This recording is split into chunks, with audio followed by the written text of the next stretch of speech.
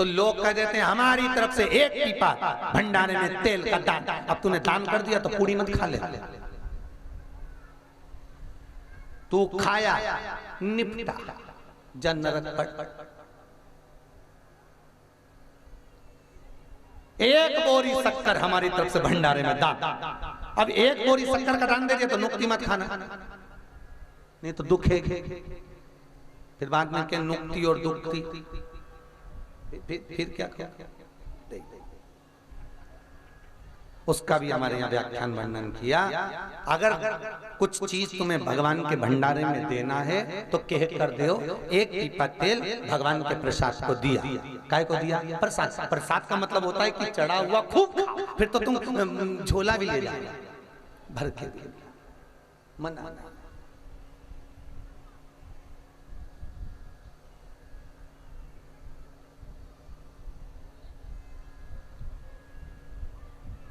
फिर तुम्हारी मर्जी पड़े जो करो, पर तुमने प्रसाद के लिए दिया तो कोई दिक्कत नहीं। पर तुमने कह दिया कि हमारी तरफ से ये दान। दान का मतलब होता है कि दे दिया फिर उसका भोग ना हो। अगर उसका भोग होगा तो भोग ना तो भोग ना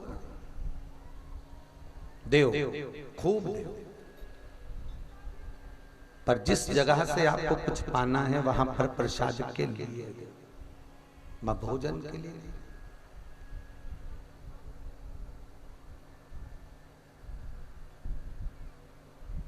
राजन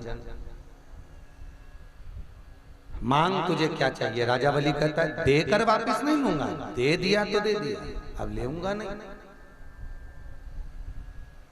मान लो अगर मैं देकर वापस लूंगा तो लोग क्या कहेंगे? भगवान ने कहा कुछ नहीं लेना तुझको, कुछ भी नहीं। तो भगवान बोले जा मैं तुझे सुतल लोक का राजा बना देता हूं। राजा बलि सुतल लोक का राजा बनने चले तो राजा बलि ने कहा अब मेरा मन कर रहा है कुछ मांगना। भगवान को मालूम तब मांगेगा जरूर। भगवान को मालूम था कि ये कुछ ना कुछ मांगेगा, ये पक्का।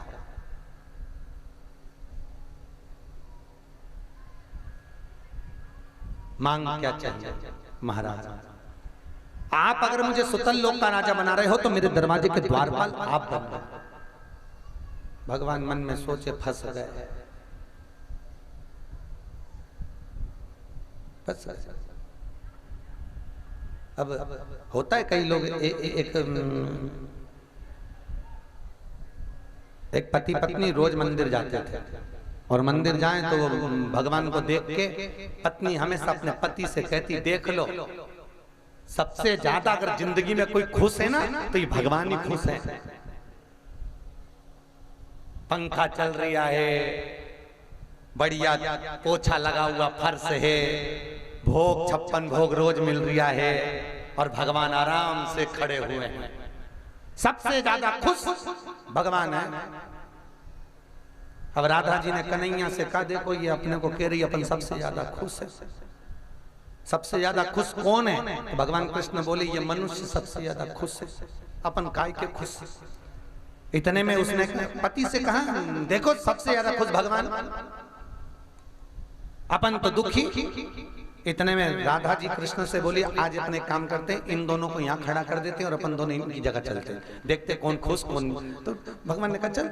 और भगवान प्रकट होके वो दोनों पति पत्नी से बोले एक काम करो कि तुम कह रही हो ना कि भगवान सबसे ज्यादा खुश है, तो एक काम करो 24 घंटे के लिए हमारी जगह पे रुक जाओ और हम 24 घंटे के लिए तुम्हारी जगह चले जाते।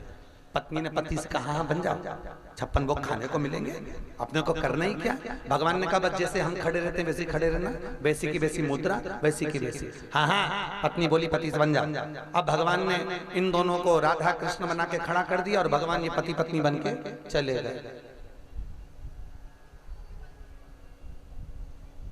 अब भगवान ने कहा थोड़ी मुस्कुराते रहना है, हमारी मूर्ति हमेशा मुस्कुराने वाली है, और ऐसे कैसी बंसी पकड़ के खड़े रहना है, और एक पांव इधर एक पांव इधर, और राधा जी तुम ऐसे हाथ लेकर ऐसे खड़ी रही। ठीक है। अब दोनों खड़े, मच्छर अलग काट रहा है, पत्नी पति से बोल रही मर गए, नीचे मच्छर काट रहा है। कोई ने मंदिर में मॉस्किटो कॉइल भी नहीं जलाई। भगवान बंसी पकड़ के खड़े, बोल मती, मुस्कुरा।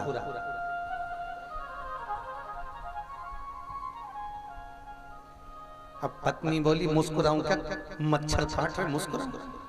भगवान बोले भगवान जैसे बने रहना, मुस्कुरा।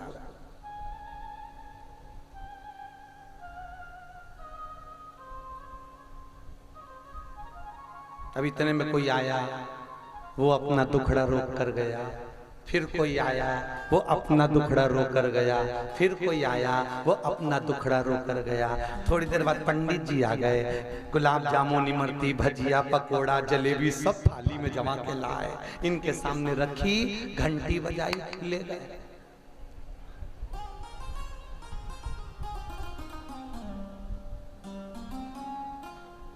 पत्नी बोली खिलाया तक नहीं, आग लगा, वापस ले गया। पति बोला गाली ना दे, ऐसी खड़ी है, इस्माइल इस्माइल।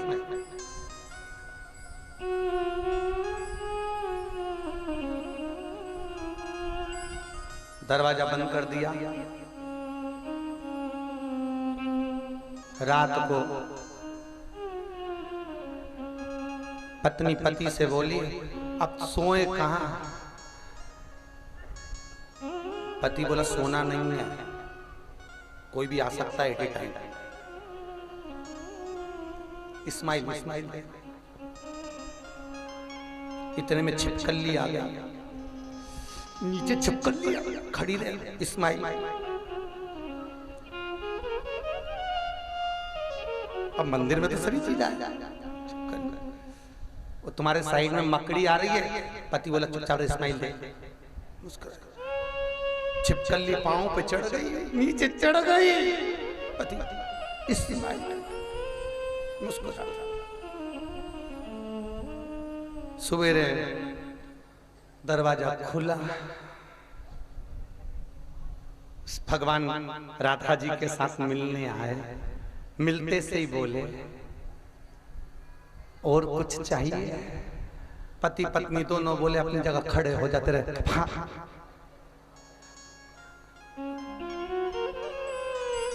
इंसान बनना सरल है, भगवान बनना कठिन है, बहुत कठिन।